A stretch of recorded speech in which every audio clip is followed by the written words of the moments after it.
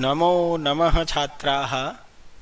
आज के वीडियो में नवमी कक्षा के पंचमः पाठः सुक्तिमौक्तिकम के 7वें तथा 8वें श्लोक की चर्चा करने जा रहा हूँ। तो आइए देखते हैं 7वां श्लोक। पहले सस्वर वाचन में करता हूँ, ध्यान से सुनिएगा।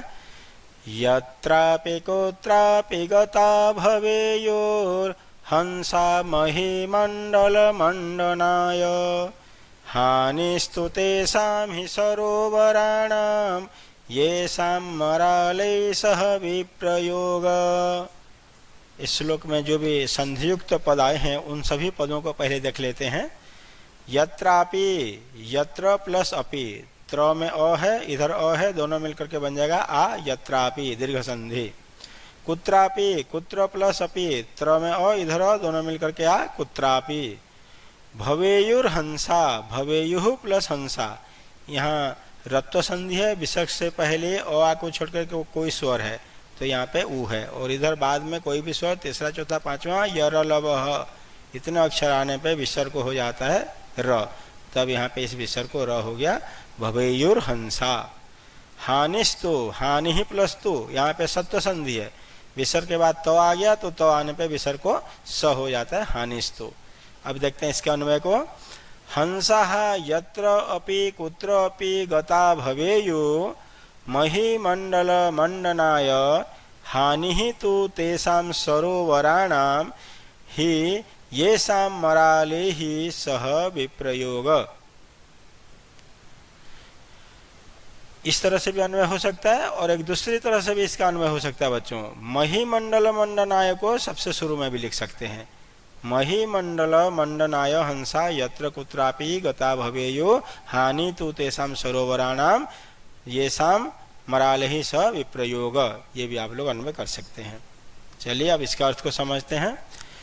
हंसः यत्र अपि कुत्र अपि, हंस जहाँ कहीं भी, यत्र मतलब जहाँ, अपि मतलब भी, कुत्र मतलब कहाँ, अपि मतलब भी, जहाँ भी कहीं भी, इसका मतलब जहाँ कहीं भी।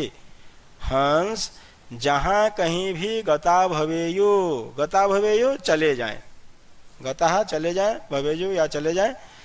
महीमण्डल मंडनाय, महीमण्डल पृथ्वी के मंडल में, इस पूरे भूमंडल में, मही मतलब पृथ्वी, इस भूमंडल में मंडनाय शोभा बढ़ाने के लिए, अर्थात इस धरती में या भूमंडल में हंस जहाँ कहीं भी इसकी शोभा बढ़ाने के लिए चली जाएं।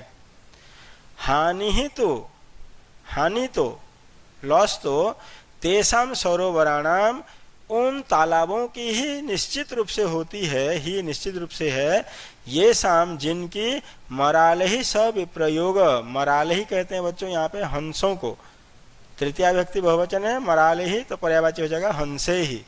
तो हंसों के साथ विप्रयोग अर्थात वियोग हो जाता है, अर्थात हंस जिस तालाब से दूर हो जाते हैं या हंस वहां से चले जाते हैं उसी तालाब की हानि होती है। फिर से देख लेंगे एक बार। हंस जहाँ कहीं भी चले जाएं धरती में शोभा बढ़ाने के लिए, हानि तो उन सरोवरों के, उन तालाबों की ही निश्चित रूप से होगी जिनसे या जिनका मरालों के साथ, अर्थात जिनका हंसों के साथ वियोग हो जाता है। जिस तालाब से हंस चले जाते हैं उसी तालाब की ही हानि होगी, पृथ्वी की हानि कहीं नहीं होगी। वो तो हंस कहीं पर भी चले जाएंगे, धरती की शोभा वहीं पर वो बढ़ाएंगे, किंतु उस सरोवर की हानि हो जाएगी जिसमें से हंस जिस तालाब को छोड़ करके चले जाते हैं। अब तक क्लियर हो गया होगा। फिर एक बार बता दे रहा हूँ, ध्यान से सुन लीजिए। हंस जहाँ कहीं भी चले जाएं पृथ्वी में शोभा बढ़ाने के लिए, हानि तो उन तालाबों की ही होती है जिनसे या जिनका वियोग हंसों से हो जाता है, अर्थात जिन तालाबों को हंस छोड़ करके चले जाते हैं। अब देखते हैं कुछ पर्यायवाची शब्द। मही मतलब पृथ्वी, सह मतलब साकम साथ, मंडनाय अलंकरणाय अर्थात सुशोभित करने के लिए, सरोवराणाम तडागानाम, मराले ही हंसे ही हंस, विप्रयोग वियोग अर्थात दूर होना। अब 8वां श्लोक को देखते हैं। गुणा गुणज्ञेषु गुणा भवन्ति ते निर्गुणं प्राप्य भवन्ति दोषा आस्वाद्यतो या प्रभवन्ति नद्यः समुद्रमासाद्य भवन्त्यपेया। चलिए इसमें जो भी संधियुक्त पद है देखते हैं। समुद्रमासाद्य, समुद्रम प्लस आसाद्य, हलंत में आ मिल जाएगा मासाद्य। भवन्त्यपेयाः, भवन्ति प्लस अपेयाः, यहाँ भवन्ति में ई की मात्रा है, ई के बाद अन्य स्वर आने पे ई को हो जाता है य, तो भवन्त्यपेयाः यण संधि। अब अन्वय को देखते हैं। गुणकेषु गुणाः गुणा भवन्ति निर्गुणं प्राप्य ते दोषाः भवन्ति आस्वाद्यतो याः नद्यः प्रभवन्ति समुद्रम आसाद्य अपेयाः भवन्ति। अब अर्थ को देखते हैं। गुणज्ञेषु, गुणज्ञ कहते हैं गुणवान को, गुणज्ञेषु गुणवानों में, गुणाः गुणा भवन्ति, गुणवानों में गुण गुण होते हैं। अच्छा, जो क्वालिटी है वो क्वालिटी जिस व्यक्ति के अंदर क्वालिटी होती है उसी के अंदर ही क्वालिटी पाए जाते हैं। तो गुणवानों में ही गुण गुण होते हैं। निर्गुणम प्राप्य, वही गुण निर्गुण के पास पहुंचकर ते दोषा भवन्ति, वे दोष में परिवर्तित हो जाते हैं, बदल जाते हैं। गुणवानों में गुण गुण होते हैं, अर्थात गुणवानों में ही गुण सुशोभित होता है, और वही निर्गुण के पास पहुंचकर दोषा भवन्ति, दोष में बदल जाते हैं, अर्थात निर्गुण बन जाते हैं।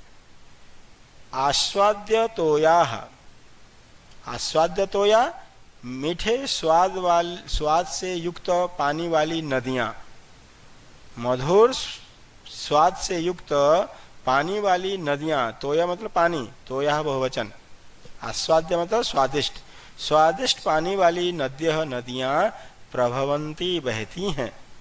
समुद्रम आसाद्य, समुद्र को प्राप्त होकर या समुद्र में पहुंचकर अपेयाः भवन्ति, अपेया हो जाते हैं, अर्थात पीने लायक नहीं रह जाते, क्योंकि समुद्र का पूरा पानी नमकीन होता है, तो मीठा भी उस नमकीन पानी में, मीठा पानी भी उस नमकीन पानी में मिल जाता है, तो वो नमकीन हो जाता है, उसकी कोई क्वालिटी नहीं रह जाती है।